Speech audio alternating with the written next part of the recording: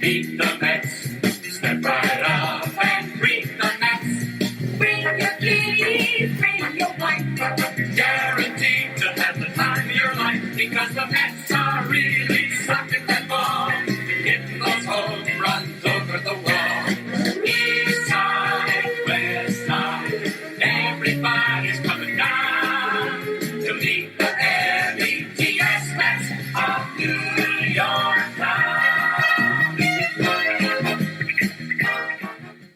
And here are your hosts of the MetsCast, Nick Durst and John Brown.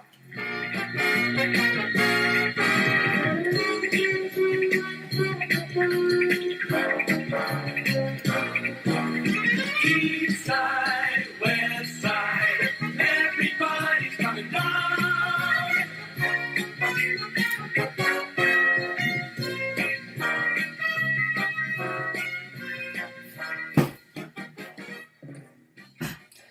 It's the MetsCast, episode 14, right here on the WGSports.com radio network.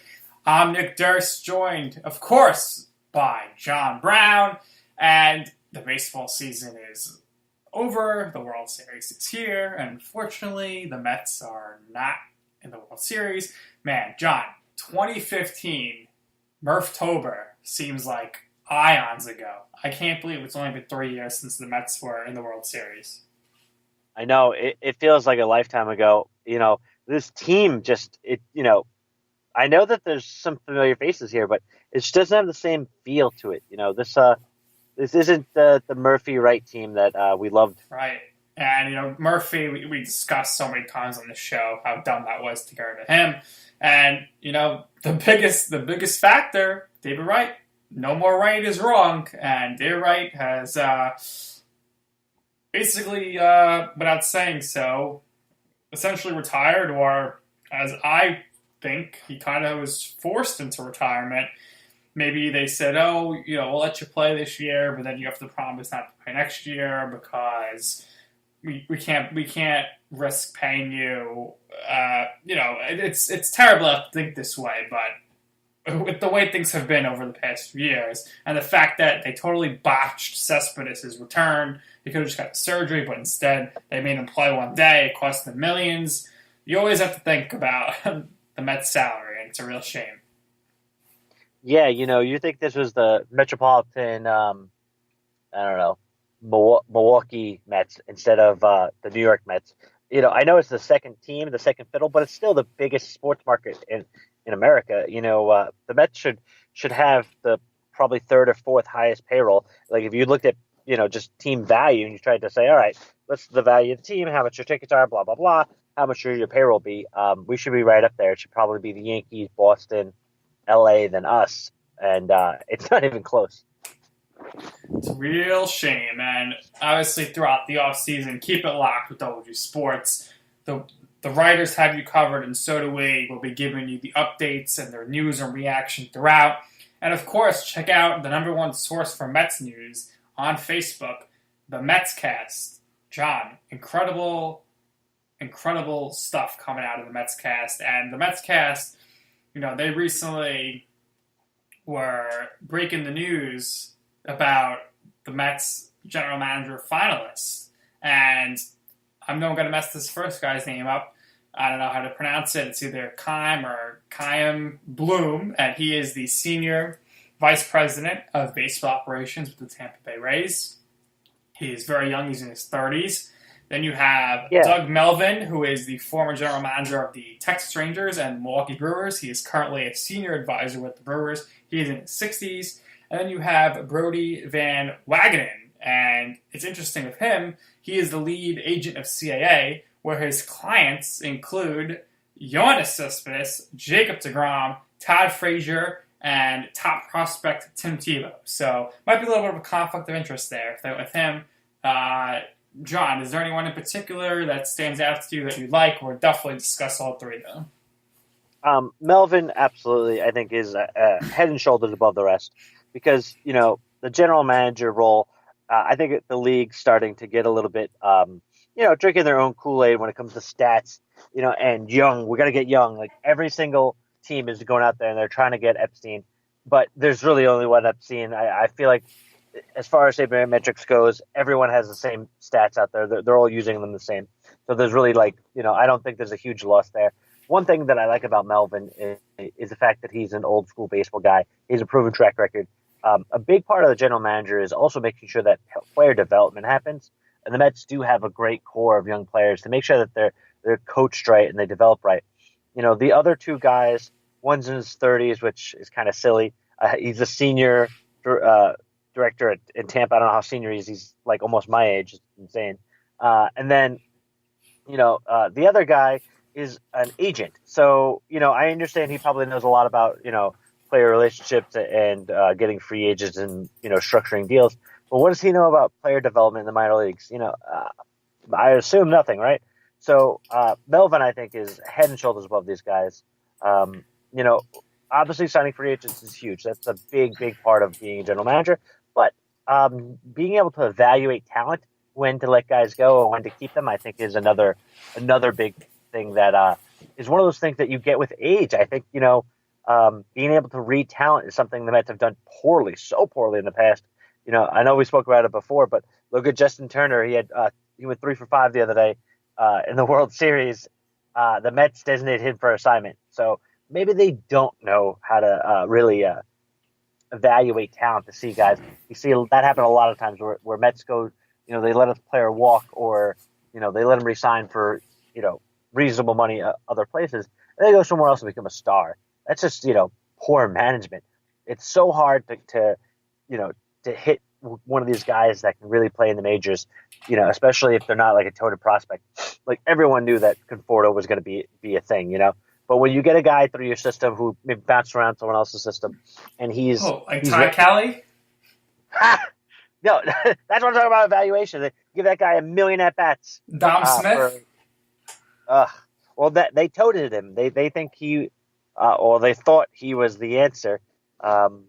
He's a bum. But that's something too. Like it's not just whining, dining people, and hiring an agent to be your GM is, I don't know. I think it's a stupid move. I don't really understand that.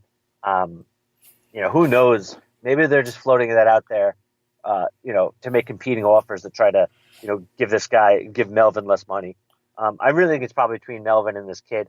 But I think, is he 34 years old? So let me break this down for you. Chaim Bloom, 35 years old, and 14 seasons he was with the Rays organization.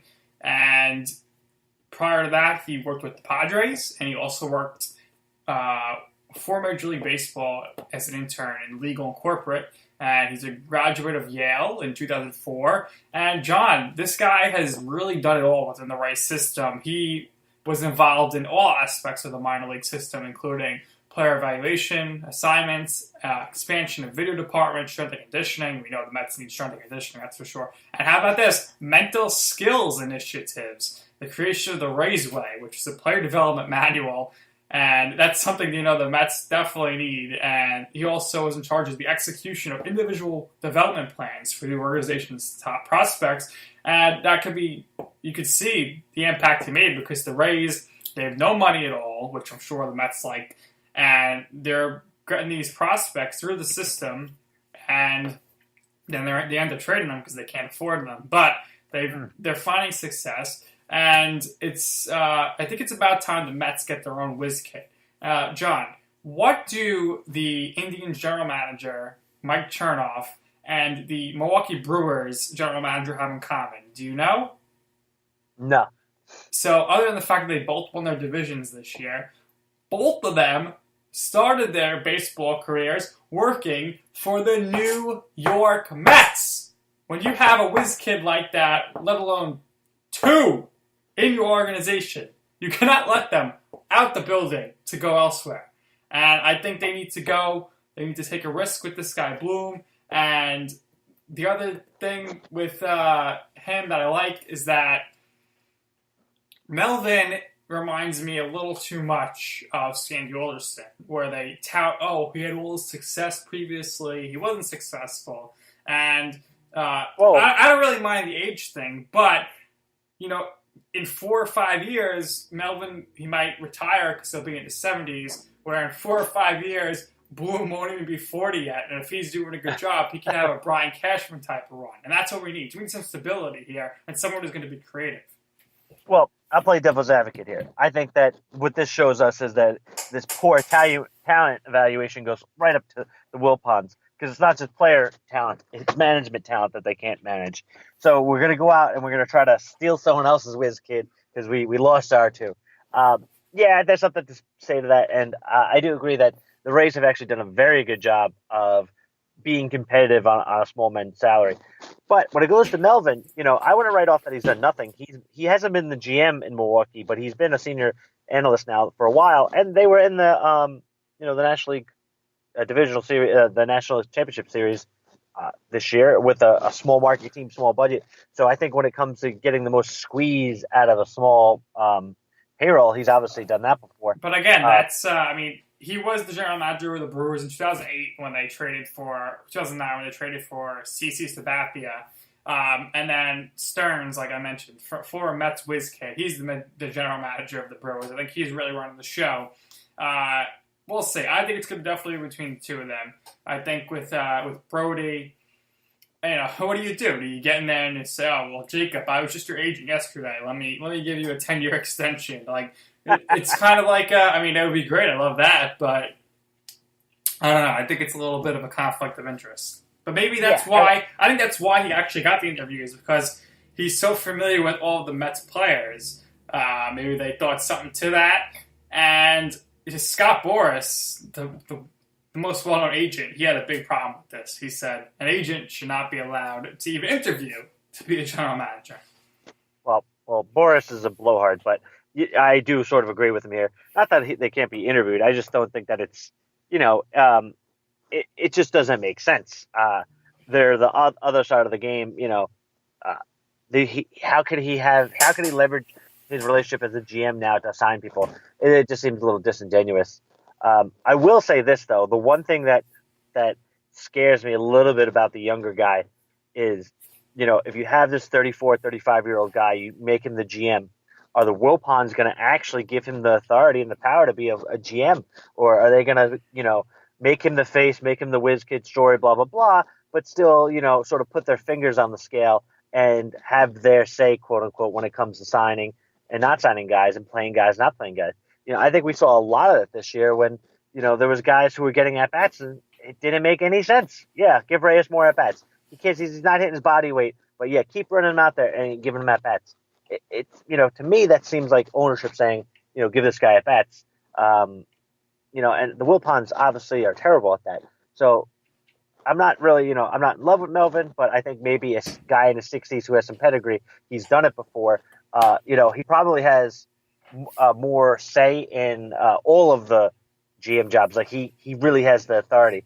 What do you think about that? Do you think the Wilpons would be willing to really give the keys to the ship to somebody who's, not even older than all the players? Well, I think they gave the keys to the ship with Sandy Alderson, and he totally botched it. The ship sank, and the reason why is the Wilpons gave him money, and he used it inappropriately. He signed terrible reliever after terrible reliever, and of course this year Jay Bruce, that didn't work out. But the big problem there was that you could overcome that if you scout well and you draft properly and develop players. That's not something Alderson did. Remember, we just talked about Conforto. Everyone knew he was a can't-miss type of talent.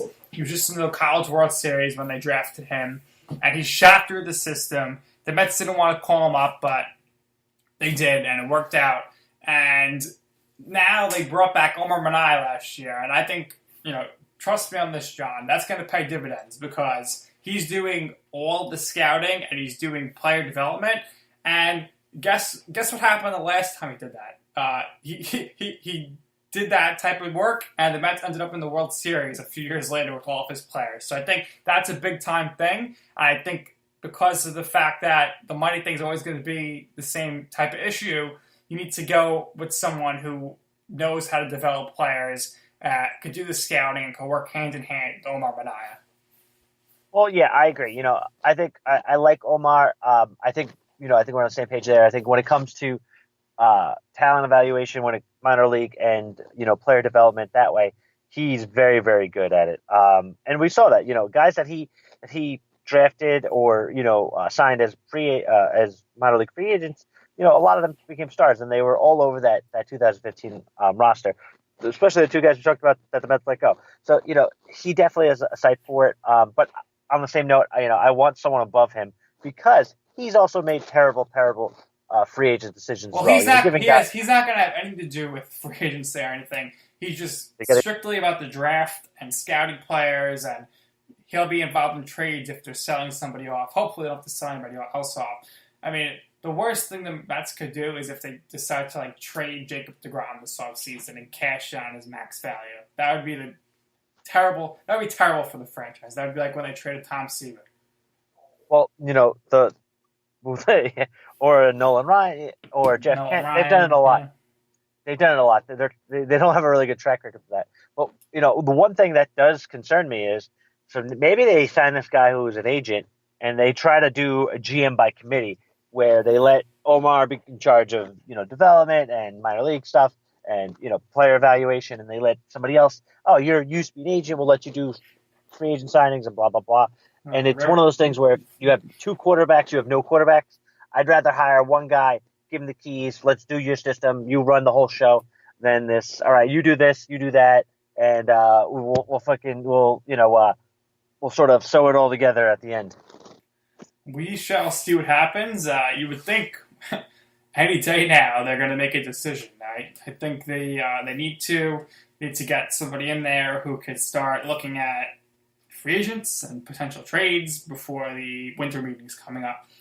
Now, the other thing that this general manager needs to make a decision on is Peter Alonso. This year, they did not call him up for some reason, John. I don't understand why. I mean, he was absolutely ridiculous this season. Now he's playing in the Arizona Fall League. The Arizona Fall League is where all the top prospects go to play in October. And currently, Peter Alonso is doing very well, John. In 12 games, he's batting .298. He's scored 10 times. He has 3 doubles, 4 home runs, and 12 RBIs to go along with 6 walks, a .370 on-base percentage, a .987 OPS, and a .617 slugging percentage. Not too bad. I think it's definitely better than anything we've ever seen from Dom Smith over at first base.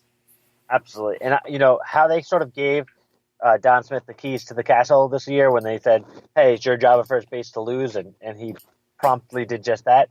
I think they need to do that with Alonso next year. I think, starting spring training. Right, and I think Alonso, he knows how to use an alarm clock, too. He can definitely show up on time for the first day of spring training. Yeah, I think it's I think he'll show up on time, and I think it's his job to lose. The same thing at second base. I think that's McNeil's job to lose. I think, he played really well in that. The real deal McNeil. I mean, Jeff, this guy's going to win the batting title next year, John.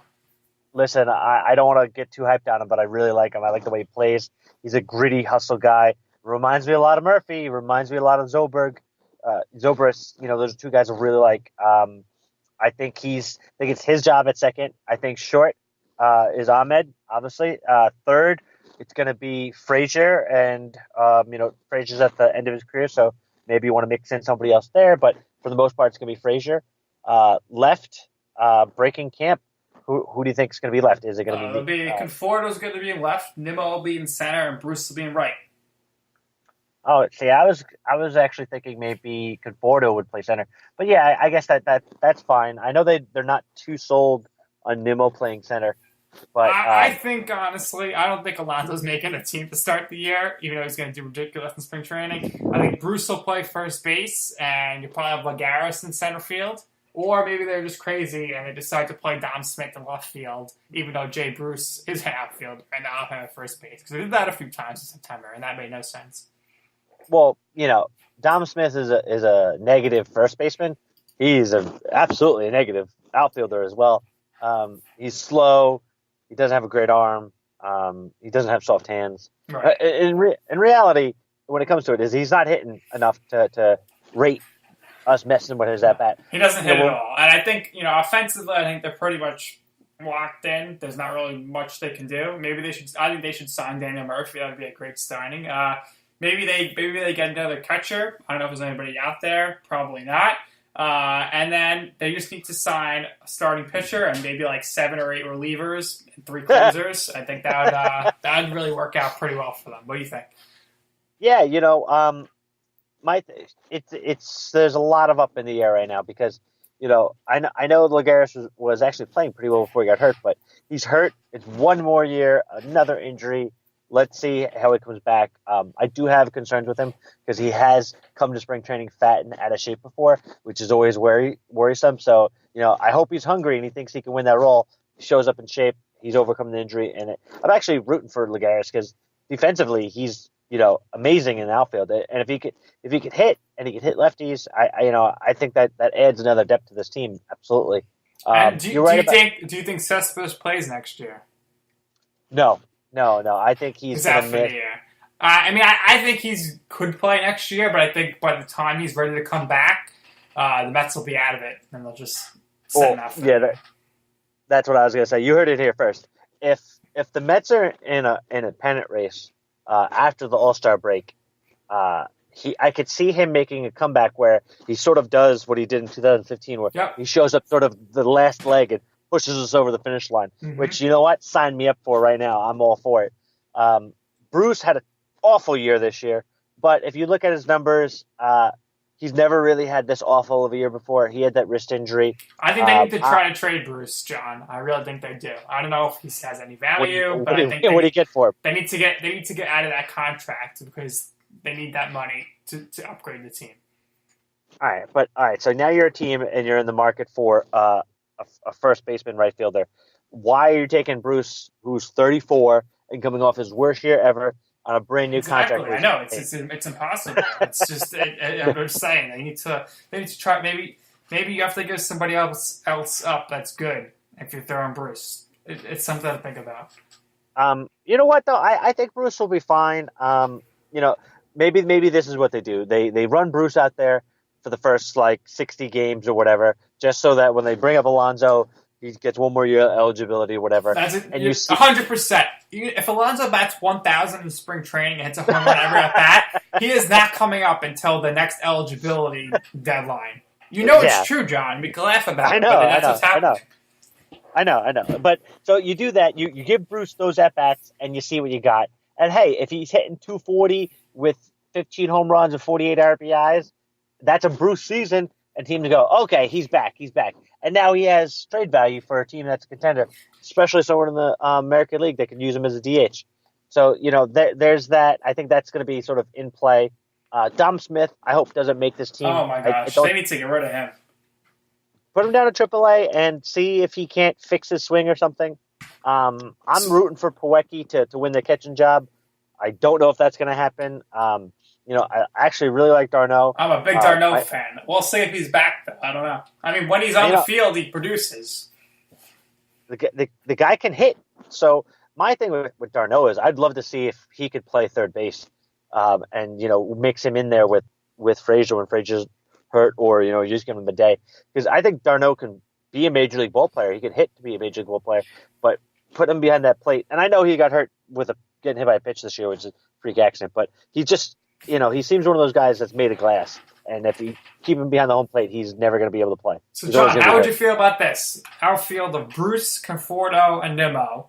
And then you sign Daniel Murphy, let him play first base for the first 60 games. Then you call up Alonso, and Murphy plays third base. What do you think? Or you mix it around? I think Murphy is someone they should definitely consider signing.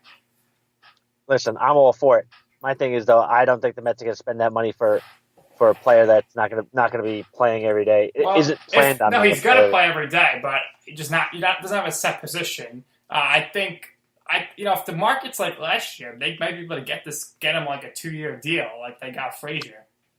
Yeah, that is true. Listen, Moustakas is a bigger power hitter and hadn't had the injuries that Murphy had the last couple of years, and he got nothing. So if the market's super cheap, then yeah. I would say if the Mets didn't have Frazier under contract, I think they'd be much more likely to move on Murphy. Because honestly, third base is Murphy's probably more natural position. I think something to consider. I know that we've all penciled in Ahmed to play short, but he's struggled. He's had hot and cold streaks where, he hits really good and then he doesn't hit at all. Who knows? Maybe Reyes being off this team will be better for him. Who said Reyes will be off the team? He might be back. Oh my God! If they after that garbage that he put out there this year, if he's on the team next year, that's a disgrace. That he knows something about the Wilpons and he's blackmailing them into letting him play. Well, listen, I'm happy though that he got to end his career with the Mets and he got to play the inning with David Wright because that meant a lot to Mets fans. That was like an era for us that we watched them together, and they should have won a World Series 2006. They should have been in the playoffs 2007, 2008. I know. And then they let Reyes go, and it was just terrible. But he didn't have a good year, but very thankful for what he meant to the Mets organization. Yeah, that was like an ending of an era too. Like that was like that Met generation that I grew up on. I remember when Ty Wigginton was the third baseman, and they called up they called up David Wright, and they moved Ty Wigginton to second base, and eventually traded him. At the time, I was like, we don't even know if this right guy's going to be. You were a big Ty Wigginton fan.